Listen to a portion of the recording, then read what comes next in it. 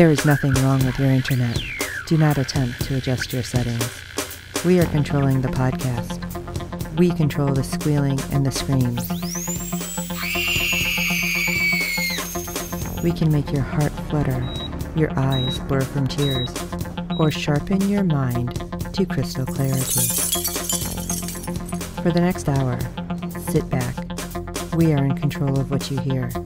We repeat, there is nothing wrong with your settings. You are about to experience the awe and mystery known as the female mind. You are now entering the Fangirl Zone.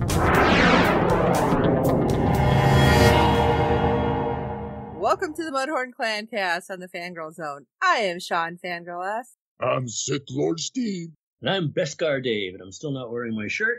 Today, we're talking the Acolyte title, Revenge/Justice. Oh, look, more duality. Episode 2 of Season 1, written by Jason McAuliffe, Carmine, DeGrate, and Jasmine Flournoy, and directed by Leslie Headland. I feel like all this season we're going to have the duality of titles. Oh, yeah. Yes. Oh, yeah. I'm just wondering what they're going to be now, because we don't get any of those in advance. It kind of sucks. But anyway, All right. Hold on to your seats, because here we go with our recap for this week. An assassin strikes again, but this time the Jedis are there to attempt capture. Dun, dun, dun! Attempt is the key word here. All right, initial reaction. Dave? Okay, my boxing gloves on. Uh-oh. It's better. This is better. We'll get to our ratings later. I rated this one a little higher, but I still have an issue with force sensitivity. It just bothers me that sometimes it works and sometimes it doesn't. I mean, which one is it? Is it the twin thing or the force thing or what? But when we go through the recap, I'll tell you some of the problems I had with the force, including something that's a little funny, I think. Shawn? I enjoyed it to bring the story forward to answer a little bit more questions. Still more questions remain, and I am just looking forward to what's going to happen. But there were a couple moments where I'm like, really? I did enjoy it, though. Yeah, I enjoyed it as well. We actually got to see a little more action in this episode than the first episode, so that was a plus, even though it didn't work out for the good guys this time. I feel like that happens more often than not. Yep. Yeah, what's up with that? Well, we're going to open on the planet Olega. See, it's an easier planet for me this time. At the Jedi Temple outpost there, which looked like it was some little, shop. Isn't Olega something you spread on your toast? That's a butter alternative, yeah. A little girl throws a ball at the sensor droid out front. Good lord, and Dave brought this up last episode. It's like, really? That's how we have anything at the Jedi Temple? It's like, why do you even have anything closed? Just leave the door open at this point. Seriously. She follows May's orders by annoying the sensor droid, and is able to disable the droid and pays the girl before she goes in. Again, why is the droid being irritated? Are they giving them emotions? What's happening? I'm confused. I think that's like their default programming to be nasty. Yeah. What do you want? Snarkiness at its best. Yeah, almost all the droids for the Empire are snarky and... You'd think it would be like a Jedi-like droid. How can I help you, my daughter? Right? Something. But May ends up leaking in through the hallways, avoiding other Jedis, blending in with civilians. Were those civilians? Because she's just walking past okay, nobody sees me. And if you're all force sensitive, why don't you know she's got bad intentions? Yep. That's what kind of got me. But whatever. Okay, fine. Moving on. But she finds a floating, meditating Jedi named Master Tobin, which I'm like, oh, that's kind of cool. They did the, platform thing, so more practical. It was kind of cool looking, though. Yep. But she uses the same lead that she used with Andara, trying to get Tobin to attack her. It's like, fight me with all you have. Again, what? Girl, he ain't even looking at you. What are you talking about? He's in his own little Jedi mind. Yep. But Tobin doesn't attack and continues to meditate. May attacks him repeatedly, which this was a bit amusing because yes, the force is all around Tobin, and it's a barrier. She can't get through, fist, knives, nothing. And can I just say, the only thing that came to mind for me was Dune, and it was more like old Dune. Like, oh, you can't get through with force. go through slowly with the knife. That's what I was thinking was going to happen, which would have been that would have been bad though. But anyway, suddenly other Jedis are aware of a break-in, but how? One guy literally was just walking down. He's like, oh, did I hear something? But she ends up parkouring her way out an open, skylight. What the heck is going on? This moment was a lot of the, what? Really? For me. I'm just throwing that out there. Did she bounce off his protective force field? I don't think so. She did. Yeah, that's good. I wish, in what was the old movie from the 50s that was redone? Well, on the Martian ships, you could see the dome when something hit it, like a nuclear explosion. Oh. Yeah. And I was kind of hoping we'd see the dome too when she touched it, but no, I guess you can't do that with the force. Yeah, all I wanted her to say is parkour. Yeah, and you see a guy above filming it all. So back on the snowy planet of Karlak, we pick up with May's twin sister, Osha, who is in the custody of her ex-Jedi Master Saul, his current Padawan, Jeki Lan, and her once friend, Jedi Knight Yord Bandar. Jeki is struggling with some ship controls, so Osha offers advice. The controls work for Jeki, and the two women begin to talk. She introduces Jeki to her little pocket droid, Pip 2. Saul passes through, making them both fall silent. Yord meets Saul in the hallway and protests that they're not restraining Osha, who has escaped custody before. Yord mentions that even if this so-called twin theory was true, what if Osha works with May? Saul calls out Yord's fear, which is affecting his judgment on the matter. Saul calls into Jedi Master Vernestra Rowe, who is overseeing the investigation of Inara's death and sent Saul's team on a mission in Episode 1. He tells her of May and the theory that she's the culprit. Finally, Vernestra believes him because someone matching Osha's description broke into a Jedi temple the previous night, and Osha was with Saul during this time. Thank goodness they didn't string that along. But can I ask again, like you mentioned in the first episode, why does she not want people to know what's going on? No, we have to have a whole council of people here to talk about it. We're not going to just we have a twin that's loose that's trying to do bad things. You mean Vernestra, right? Yes. I wonder if she was responsible for deleting May from the... Ooh.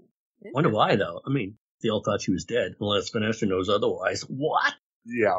Because, Saul says he saw her die. Yeah. So what? They erased her from a database? I don't think so. No. Did they mess with his memories? Wow. I think Saul would sense that, but who knows? So, but Vernestra gives Saul permission to investigate the break-in and take Asha with him. Yord is against Osha coming with them to Olega, where they spread butter on toast. Osha brings up she knows Torben just as she knew Indara. Saul shuts down Yord's concern, pulling a bit of rank on him. Yord strikes me as a bit of a rookie still, even though he's a grad. Yes. With that, they set course for Olega. Back on the planet, May moves through the streets until she comes to the shop owned by Kamir, who is sleeping in the back of the shop. And I recognize this guy too.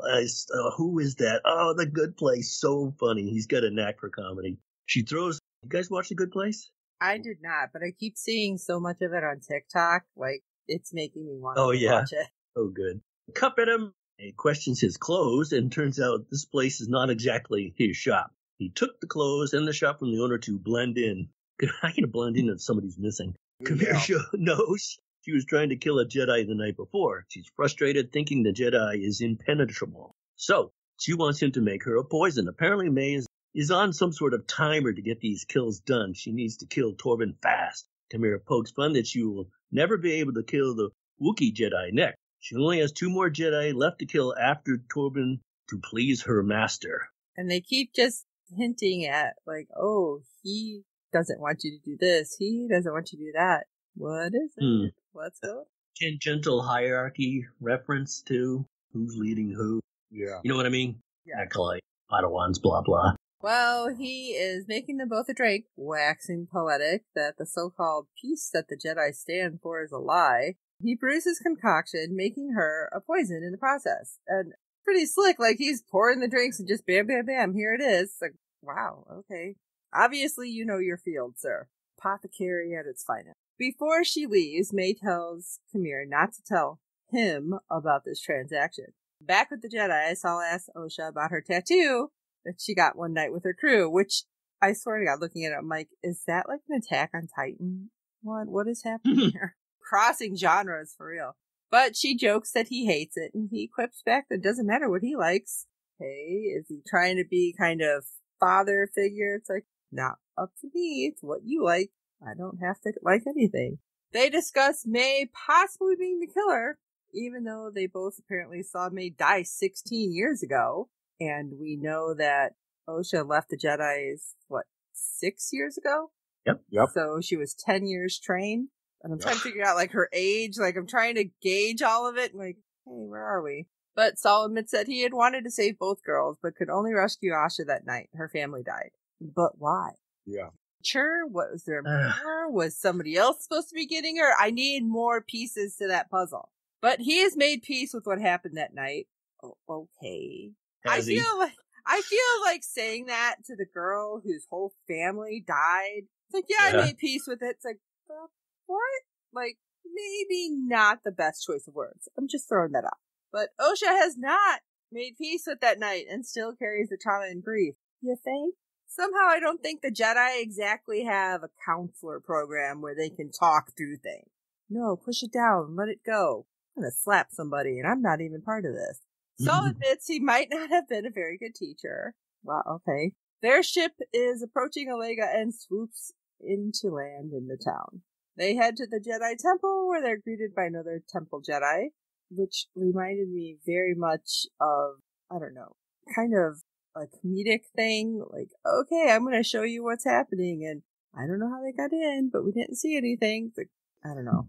That was kind of irritating me, too, because, again, you guys are all supposed to know what. Back to your initial point, when you're making drinks waxing poetic, the so-called peace that Jedi stand for. So what happened? This kind of reminds me of the cover-up, possible cover-up, the Vernestra knows of and the deletion of May from a file.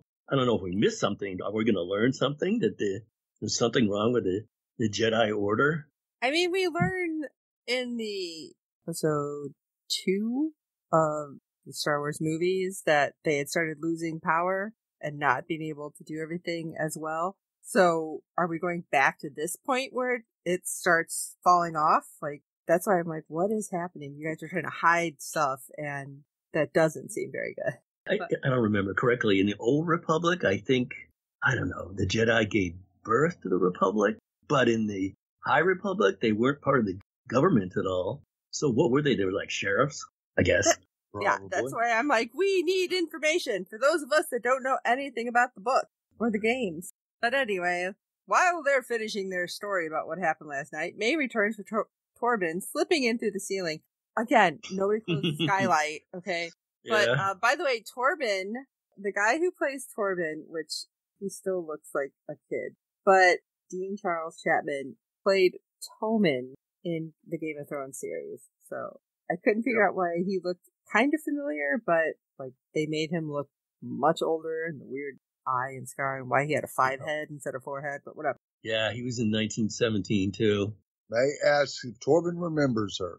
He took the Barash vow, an oath taken by Jedi who completely refrained from all activities related to the Jedi Order as form of penitence, disengaging from anything but the Force itself, committing themselves to gaining the ultimate communion with it. Well, shout out to Wikipedia there.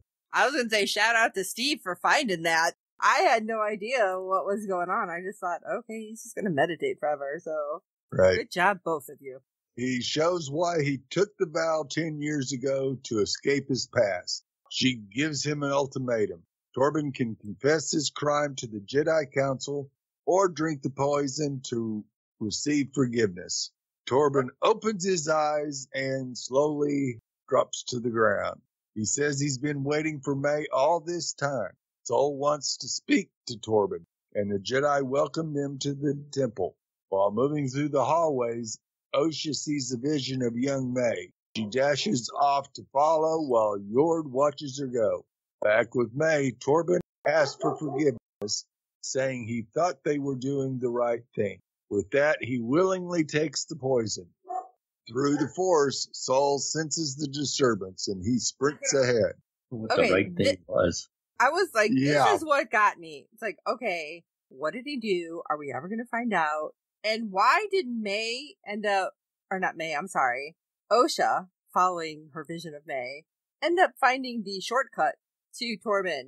Why did they not take that to get to him? It's like, no, let's walk really slow because nothing's going to happen. Yeah, she followed a vision of her younger sister again. So there's that connection, but I don't know if she's still alive. Well, you do now, but still, should have known. And one last thing, through the Force, Saul senses the disturbance. He sprints ahead. This happened more than once, but he looks the wrong way. When he senses something, he looks over one shoulder and then runs the other way. I'm like, did it echo? Asha has beaten him, though, finding the poison bottle, and Torben is dead. May is gone. The ceiling is also open. It's always open. They don't put a droid up there. Everyone else rushes in, which looks really bad for Asha, finding her over a dead body. Thankfully, Yord quickly clears her as he followed her through the back way. Yay, Yord. The group analyzes Torben's body, realizing there was no struggle. Torben killed himself. Osha also recognizes the poison, that it's made from a leaf that grows on her home planet. The Jedi scope out a nearby apothecary, and the local Jedi do not recognize Khmer.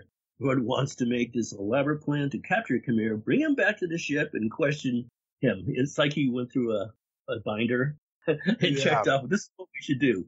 Jackie, on the other hand, says we should just use Osha. If this guy's sold to May and they're twins, Osha can just walk right in and talk to the guy while the Jedi record it. And also get them a confession that May is the culprit. So I wrote in my notes, smarter than Yord. Yes. Oh my gosh. Like, the more that I'm seeing Yord kind of look so put off that, like, oh, I'm a Jedi Knight and I should be able to tell you what to do, and that's just a Padawan. It's like, I'm starting to wonder now, just because what you brought up in episode 1 about the Acolyte, what if it's Yord? No. What if it turns on us? Well, I think we're going to learn more about Yord in the future episodes, and maybe it has something to do with his disposition. I don't see how or why, but that's the 21st century me, and they're in a galaxy far away, a long time ago. Well, they decide to move on with this plan, and Pip's recording under Osha's cloak, because, she stopped at the shop to get her some kind of cloak to look more May-ish, but Khmer does call her by May's name and brings up the poison, so alright, he at least knows, and the disguise worked.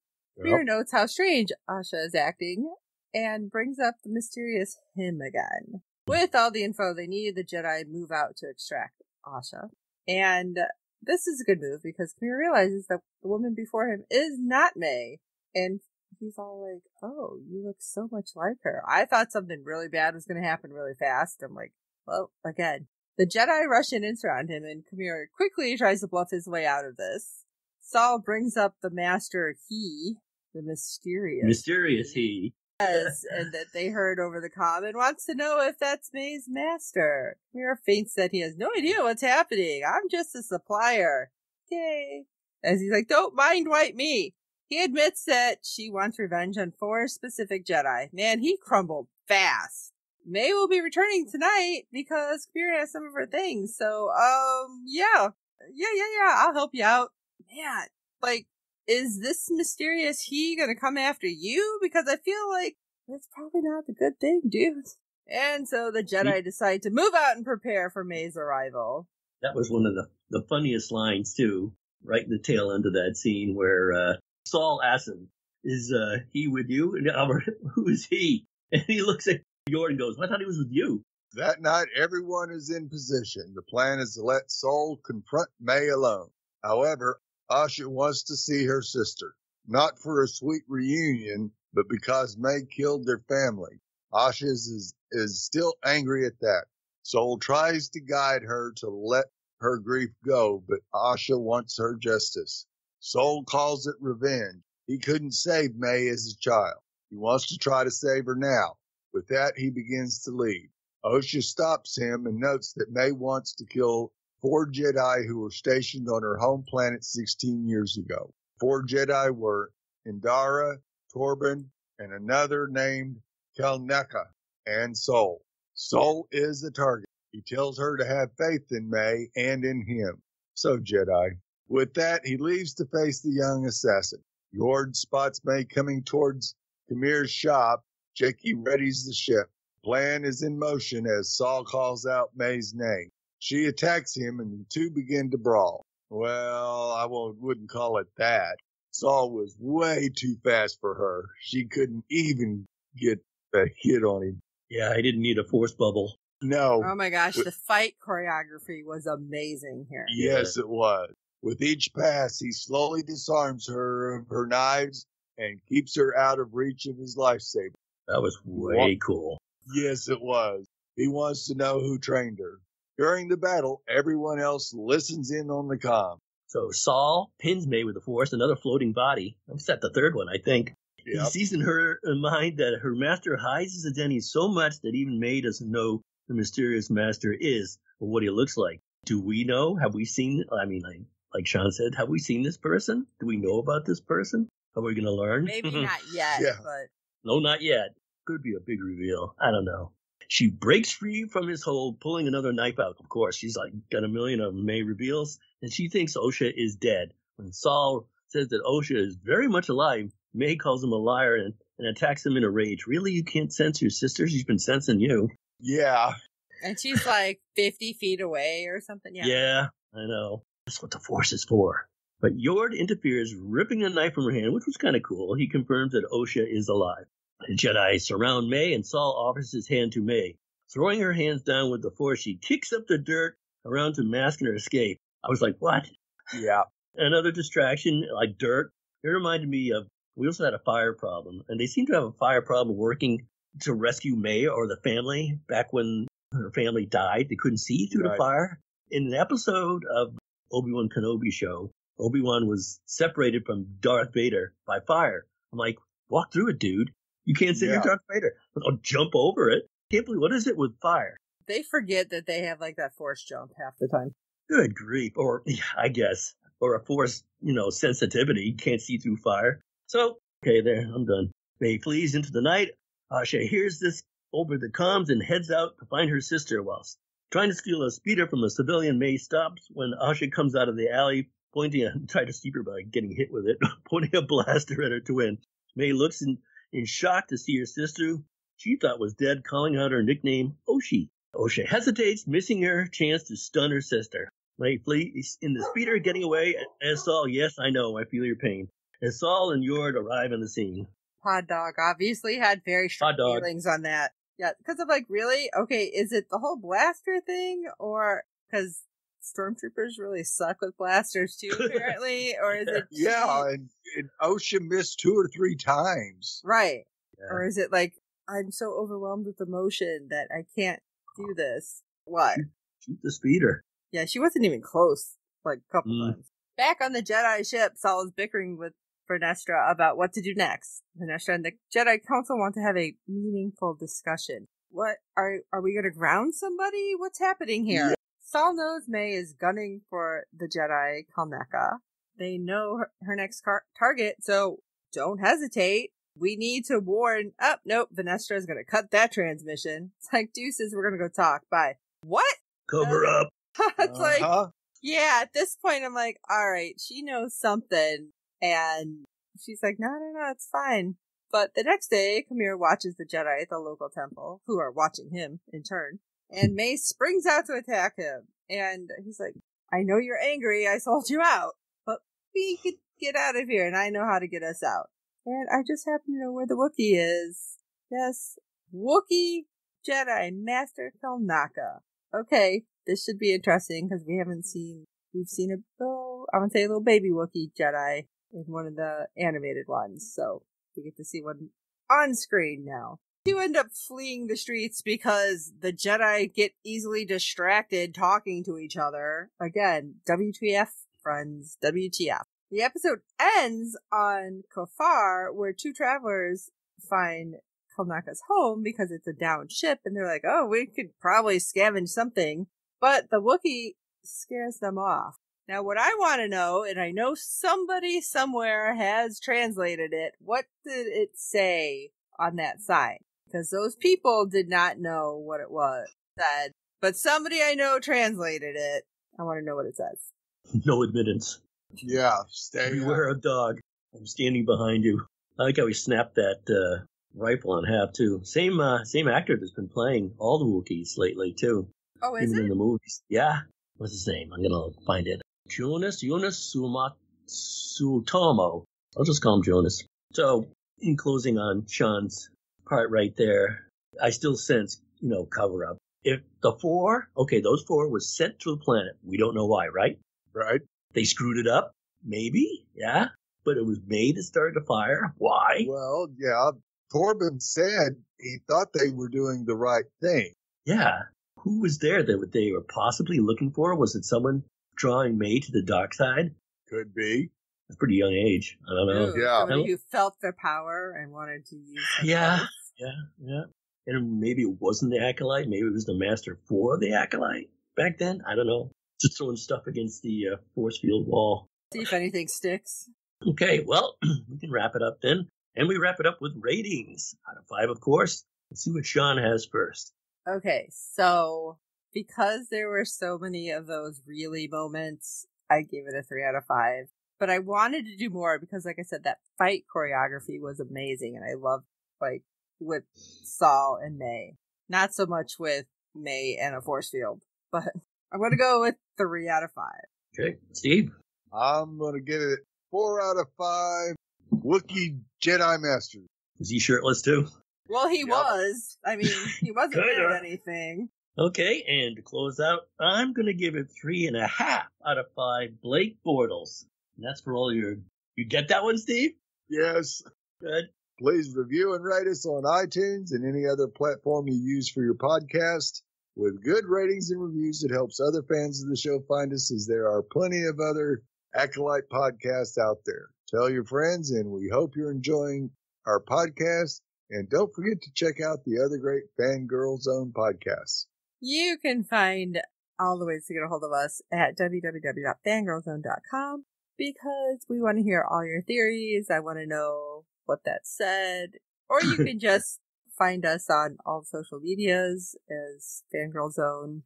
And I'm excited to know what's happening coming up and to get the story of Cover Up, what's going to happen. So for this episode of Acolyte on the Mudhorn Clancast, I'm Sith Lord Steve. She could hardly be in your custody and committing another crime at the same time. I'm Shawn Fangirl S, and I don't know, maybe I would be able to shoot the stun gun more straight. I don't know. This just seems like a bad idea anyway. Just use the Force. Come on. She can't even get a pip to react to the Force. And this is Beskar Dave, and thanks to the preview, the Force, I sense the return of Carrie Ann Moss. But I only see her in her Trinity outfit. Is that wrong?